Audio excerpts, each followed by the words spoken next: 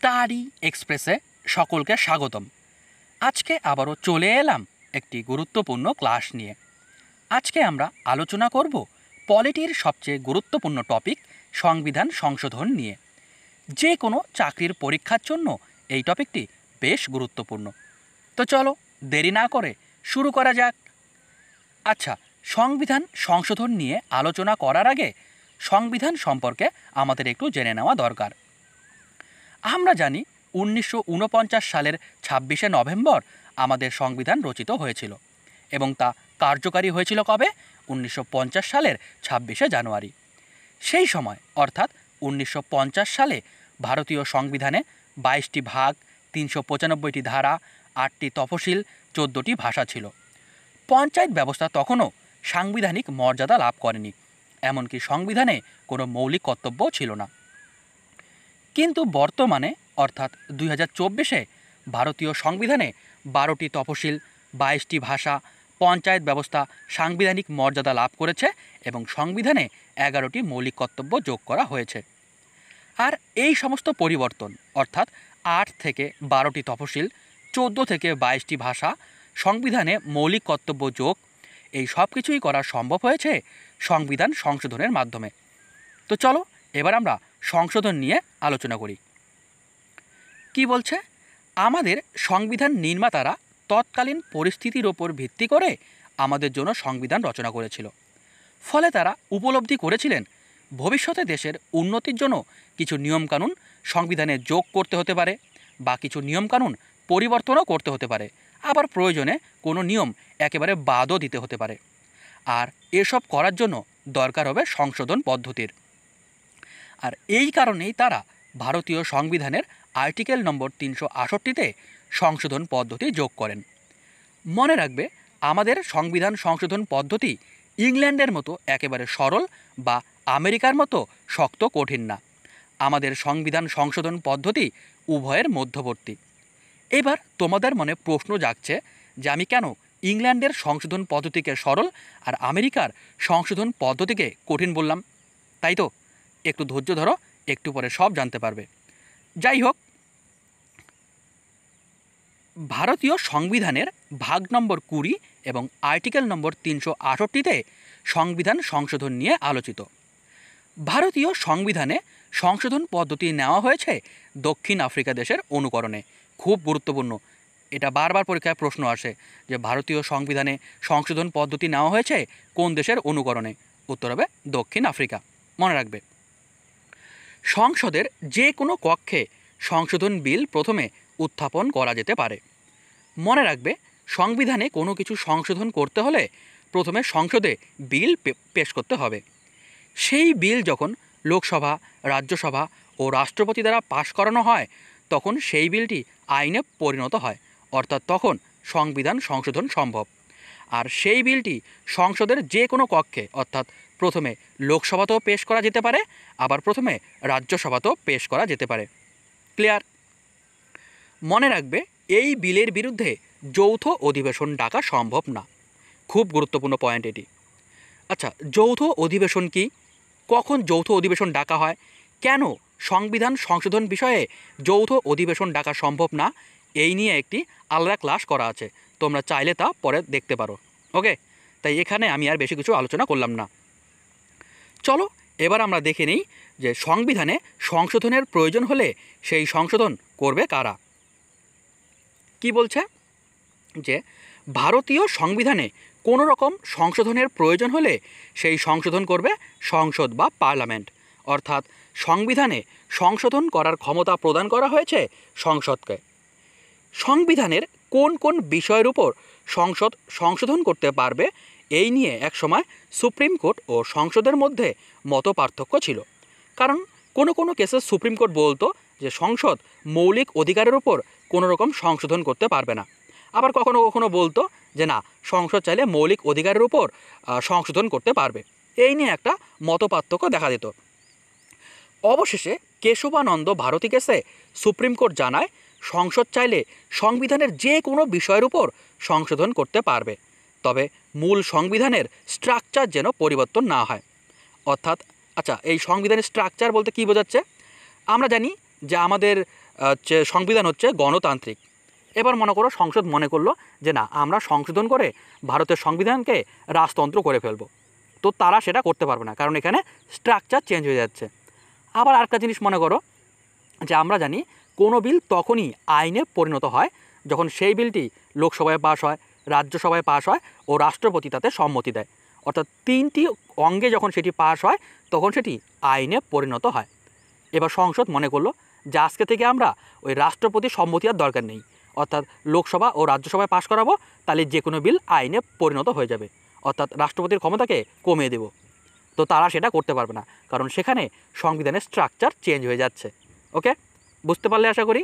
মানে supreme court জানিয়েছে যে যে কোনো বিষয়ে তারা সংশোধন করতে পারে, কিন্তু স্ট্রাকচার যেন পরিবর্তন না হয়। আশা করি বুঝতে পেরেছ। চলো এবার দেখে নিই কীভাবে সংবিধানের সংশোধন করা হয়। কি বলছে, ভারতে সংবিধান সংশোধন করার 3টি পদ্ধতি রয়েছে, যথা একটি হলো সাধারণ সংখ্যাগরিষ্ঠতা, দ্বিতীয়টি হলো বিশেষ সংখ্যাগরিষ্ঠতা ও 3 নম্বরটি হলো বিশেষ সংখ্যাগরিষ্ঠতা প্লাস দেশের অর্ধেক রাজ্যের বিধানসভার সম্মতি। চলো এবার একে একে 3টি পদ্ধতি নিয়ে জানা যাক। প্রথমে বলছে কি, সাধারণ সংখ্যাগরিষ্ঠতা। সংবিধানের কোনো ছোটোখাটো বিষয় সংশোধন করতে হলে এই পদ্ধতি ব্যবহার করা হয়। যেমন প্রয়োজনে ভারতের যে কোনো রাজ্যের নাম, সীমানা পরিবর্তন বা কোনো নতুন রাজ্যের গঠন, সংসদদের বেতন বৃদ্ধি ইত্যাদি। আর এই সব সংশোধন করার জন্য সংসদের উভয় কক্ষে উপস্থিত সদস্যের 50% প্লাস 1, অর্থাৎ মানে 50% প্লাস একটি ভোট পেলেই সংশোধন হয়ে যায়। অর্থাৎ মনে করো যে লোকসভায় 545 জন সদস্যের মধ্যে 500 জন উপস্থিত ছিল, সেই 500 জনের হাফ মানে 250 প্লাস 1 মানে 251 জন যদি ভোট দিয়ে দেয়, তাহলে এই পদ্ধতিতে সংশোধন হয়ে যায়। আর এই সংশোধন করার আগে রাষ্ট্রপতির পূর্ব অনুমতি নেওয়া হয়, অর্থাৎ সংসদ রাষ্ট্রপতিকে আগেই জানিয়ে দেয় যে আমরা এই সংশোধন করতে যাচ্ছি। সংশোধনের পর যেন কোনো বাহানা না করা হয় মহাশয়। ওকে, ক্লিয়ার? তাহলে আমরা বুঝতে পারলাম যে এই সাধারণ সংখ্যাগরিষ্ঠতার মাধ্যমে যে সংশোধন করা হয় সেখানে সংসদে উপস্থিত সদস্যের 50% ভোট পেলেই হয়ে যায়, মনে রাখবে। এবার আমরা আলোচনা করব বিশেষ সংখ্যাগরিষ্ঠতা। ভারতীয় সংবিধানে সবচেয়ে বেশি সংশোধন করা হয়েছে এই পদ্ধতিতে। সংসদের উভয় কক্ষে উপস্থিত সদস্যের 66% বা 3/2 ভোট পেলেই এই পদ্ধতিতে সংশোধন করা সম্ভব। যেমন মৌলিক অধিকারে কোনোরূপ সংশোধন করতে হলে বা ডিপিএসপি বা রাষ্ট্রের নীতি নির্দেশক তত্ত্বে কোনোরূপ সংশোধন করতে হলে এই পদ্ধতিতে ব্যবহার করা হয়। তাহলে এখানে কত পার্সেন্ট লাগতেছে? 3/2 মানে 66% উপস্থিত সদস্যের, মনে রাখবে কিন্তু। ওকে, আচ্ছা 3 নম্বরে কি বলছে? বিশেষ সংখ্যাগরিষ্ঠতা প্লাস দেশের অর্ধেক রাজ্যের সম্মতি। ভারতীয় সংবিধানে সংশোধন করার সবচেয়ে কঠিন পদ্ধতি হলো এটি। এই পদ্ধতিতে সংশোধন করার জন্য সংসদের উভয় কক্ষে উপস্থিত 3/2 সদস্যের ভোটের পাশাপাশি দেশের অর্ধেক রাজ্যের সম্মতি পাওয়া প্রয়োজন। অর্থাৎ বর্তমানে আমাদের 28টি রাজ্য রয়েছে। এই 28টি রাজ্যের মধ্যে 14টি রাজ্যের বিধানমণ্ডলে 50% ভোট পেয়ে সেই বিলকে সমর্থন করলে তবেই সংশোধন হওয়া সম্ভব। অর্থাৎ লোকসভার উপস্থিত সদস্যের 3/2 এই বিলের বিরুদ্ধে মানে বিলের সমর্থন জানাতে হবে। রাজ্যসভায় উপস্থিত সদস্যের 3/2 সদস্যের এই বিলকে সমর্থন জানাতে হবে। এর পাশাপাশি 14টি রাজ্যের সম্মতি থাকতে হবে এই পদ্ধতিতে সংশোধন করার জন্য। ক্লিয়ার? আশা করি বুঝতে পেরেছ।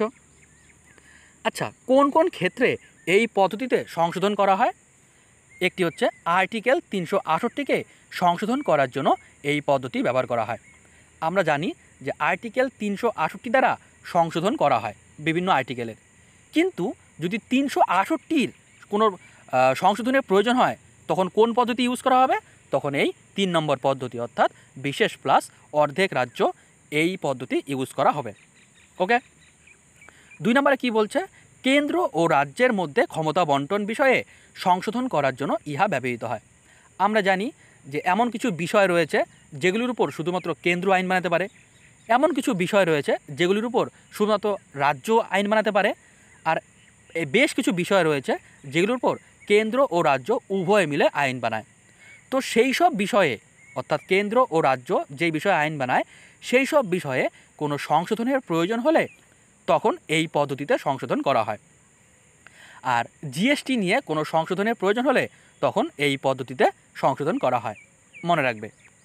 আচ্ছা, এবার যদি আমি তোমাদের প্রশ্ন করি কোন পদ্ধতিতে সংশোধন করা সবচেয়ে সহজ, তাহলে তোমরা বলবে অবশ্যই প্রথম পদ্ধতিতে।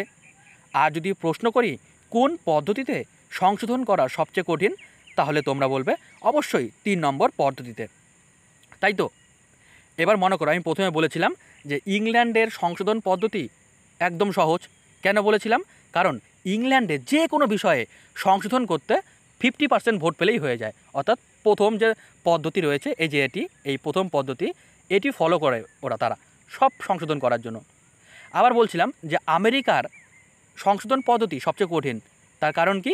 তারা 3 নম্বর বিষয়টি ফলো করে, 3 নম্বর পদ্ধতি ইউজ করে। অর্থাৎ উপস্থিত সদস্যের 3 ভাগ সদস্যের 2 ভাগ সদস্যের ভোট পাওয়া প্রয়োজন। এর পাশাপাশি 3 ভাগের 2 ভাগ রাজ্যের সম্মতি পেতে হয় আমেরিকায়। মনে করো আমেরিকাতে 30টি রাজ্য রয়েছে, 30টি রাজ্যের মধ্যে 20টি রাজ্যকে সেই বিলকে সমর্থন করতে হবে, তবেই সংশোধন সম্ভব। তাহলে বুঝলে আমেরিকার সংশোধন পদ্ধতি কতটা কঠিন। আর অপরদিকে রইল আমাদের ভারত। আমাদের ভারতে 3 পদ্ধতিতেই সংশোধন করা হয়। প্রথম পদ্ধতি অর্থাৎ 50% ভোট পেয়ে এই পদ্ধতিতে করা হয়, দ্বিতীয় পদ্ধতিতেও করা হয়, তৃতীয় পদ্ধতিতেও করা হয়। এই কারণে আমি বলেছিলাম যে আমাদের সংশোধন পদ্ধতি না কঠিন না সহজ, উভয়ের মধ্যবর্তী। ক্লিয়ার? আশা করি বুঝতে পেরেছ। তো এখানে আমরা 3 প্রকার সংশোধন নিয়ে আলোচনা করলাম। তবে মনে রাখবে আর্টিকেল 368তে শুধুমাত্র দ্বিতীয় ও তৃতীয় সংশোধন নিয়ে আলোচিত। প্রথম যে সংশোধন পদ্ধতি রয়েছে সেটি কিন্তু 368তে বর্ণিত নেই। খুব ভালো করে মনে রাখবে যে প্রথম পদ্ধতি, সেই সংশোধন পদ্ধতি আর্টিকেল 368তে বর্ণিত নেই।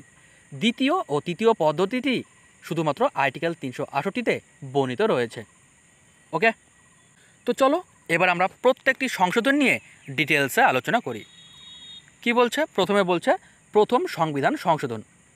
আচ্ছা, আজকের ভিডিও না এই পর্যন্তই থাক, নাহলে ভিডিওটা অনেক বড় হয়ে যাবে। এর পরের দিন আমরা একেবারে যতগুলি সংবিধান সংশোধন রয়েছে সবগুলি পার্ট টু পার্ট ডিপলি আলোচনা করব।